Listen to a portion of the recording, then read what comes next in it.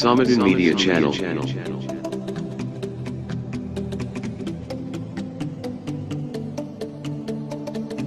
Allah u naxariistay marxuum Maxamed Xaaji Ibraahim Cigaal oo ahaa madaxweynihii hore ee Somalilan oo u astaansan madaxweynihii labaad ee dalka soo mara.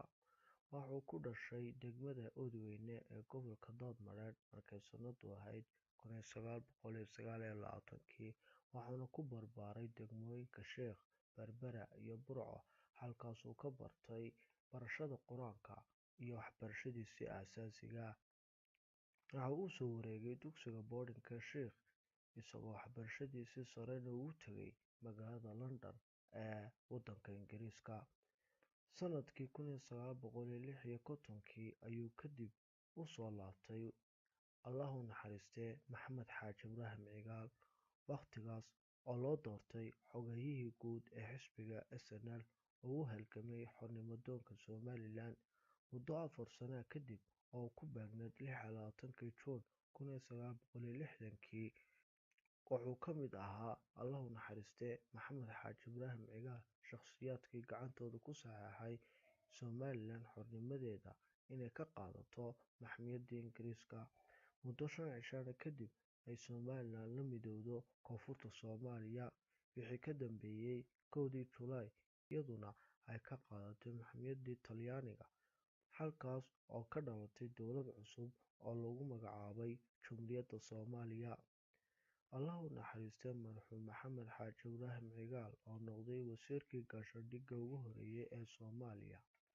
wuxuuna noqday wasiirkii waxbarashada ee Soomaaliya markay sanadu ahayd 1963 ilaa 1964. Allah u naxariistay Maxamed Xaaji Ibraahim Cigaal ayaa wuxuu muddo kadib iska casilay golihii wasiirada, isagoo hogaamiye ka noqday xisbiga mucaaradka ee la odhan jiray SNC, isagoo markii dambena uu ku soo biiray xisbiga SYL. 10 Juulaay 1969 ayaa waxaa loo doortay Allah u naxariistay Maxamed Xaaji Ibraahim Cigaal ra'iisul wasaarihii Soomaaliya, iyadoo madaxweynaha loo doortayna Cabdirashiid Cali Sharmaake. 21 Oktoobar 1969 ayaa waxaa Soomaaliya ka dhacay afgembigii uu sameeyay Maxamed Siyaad Barre, wakhtigaas oo xabsiga loo taxaabay oo xabsigana ku jiray ilaa laga gaadho 1981, marka laga reebo muddo sanad ka yarayd oo marka laga 1976 oo marna loo magacaabay danjiraha Soomaaliya u fadhiya dalka Hindiya, iyadoo markaana xabsiga lagu celiyay. 18 May 1991 ay Somalilan madax-bannaanideedii kala soo noqotay dowladdii Soomaaliya kadib dagaal qadhaadh oo jabhaddii SNM ay dagaal la gashay Maxamed Siyaad Barre. Go'aanka la soo noqoshadaana lagaga dhawaaqay magaalada Burco ee xarunta gobolka Togdheer. Shir muddo 4 bilood ka socotay magaalada Boorama kadib waxaa 5 May 1963 la isugu yimid dugsiga Sheekh Cali Jawhar ee magaalada Boorama, halkaas oo ay ka soo xaadireen musharaxiin, ergooyinka beelaha Somalilan, goobjoogayaal, shir-guddoon iyo xubno kaloo tiro badan.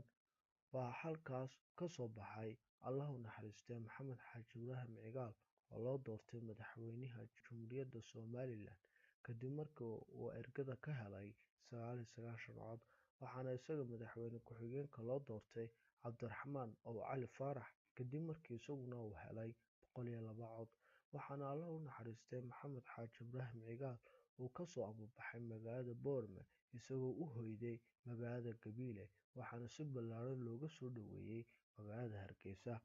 Waxaana 1999 mar kale loo doortay Allah u naxariistay Maxamed Xaaji Ibraahim Cigaal madaxweynaha Jamhuuriyadda Somalilan, halkaas oo loo doortay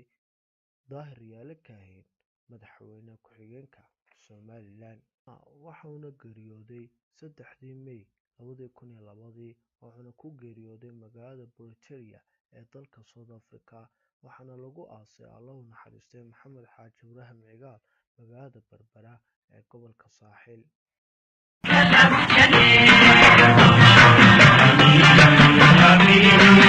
Yes,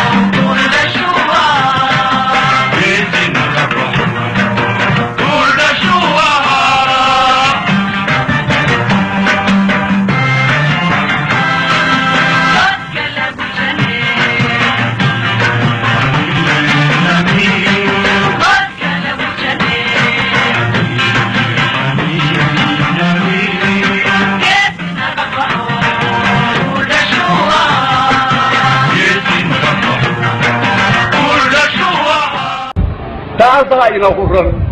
تاسع إلى هرن بإسرائيل العظيم بهنا دقي دونتا ساد بهنا دقي دونتا إسرائيل دوامه سوغوس جينا معه برشا أي نصابر نين نشري لحدا كي خلاص سمينا شرينا واحد نكون تجلي واحد نكون تجلي تجيبه بانتنا واحد نكون نمتجيبه تجيبه مالي نجيني يسامك تجيبه تاوي تحت تجيبه يفكر الدهر يسكعره يترى العاني وتاسوي ما هي تحت تاوي يدحك كوارث ما أنت إليك ما بعنا ويقول علينا إليك ما بعنا إلى وانت إليك ما بعنا إلى وإذا من وراك ترى كذا يستنيش يجوعين بالجوعان من ركبة أخرى وهيكون رأيه وأنت لقيت له جيريد ذنبي حي دبحي وحي قلنا حي مدور بنت لقيت له جيبها تكون رأيه من مودا معاه يدي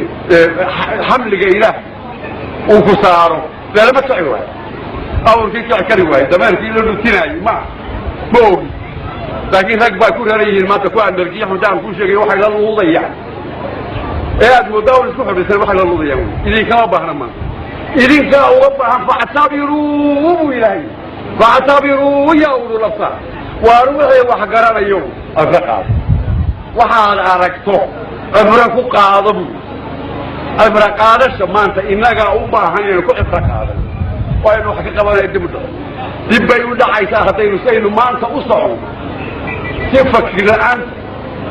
قيمة أنت دين تاني يو قيمة هني يقدر تاني يو دم يوقف عليه هاي ميتين شعر يكيل العقل معي كل جين هيك مال يا رب ملك التوجه ميتين شعر يتعقل جين وكف عليه أي واحد البين قليل ده البين قليل كاف كواسي واحد يقول وحيلاي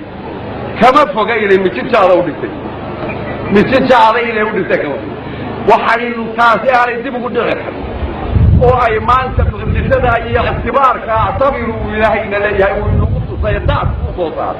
وحوية هدين كفك جوه البرنو وأي كدهنو وأي قلبك يعني يبدو فريق لك وأنك إلهي مرفوع بني آدم قال لحظة ألا تتفكروا ألا تعتبروا ألا وميدا فكرين ميدا وسنفرق خصوصين ميدا اعتبار فقاعدين وحاركتان ميدا كفايدة سنين انت أتقرأك آيات ولا مكتو عرب إلى عين فكرا والنبي يقول لك مؤمنك أهي ربط سير لا يحكم وضع تتبعه ولا كيه الرسول ويقال عقلك أنا علمك أيها دينك إيمانك عقلك أنا يكي ماذا العقل يبقى من عقل هذا يحربط سير كموت مركا مؤمنك ربط سير لا يحكم وضع تتبعه مركا النبي يقول لي مؤمنك أفكره فهل يسكو ويديه وارواح محي وحين سنة كديدي أنا قاعد يقول إنسان وحين ما أنت تجيب دوري أنا ما حيت حياتي نصور اللي دولة شيء حكي ما حين أدير هل كي ودليا بينوف الله يهك أمر يا أو دلها فشان وهل كائن مرة اعتبار بالله لوصوصا آرين وآر الله بصوصا إذا لو يسكتوا لو يسكتوا عننا الله بصوصا نول باب وفق شوفت نين أكم مقنا خير كم مقنا فيل كم مقنا عد كم مقنا يمت مدير مدهر مدسرع مدبضر مدير ولا عن ذلك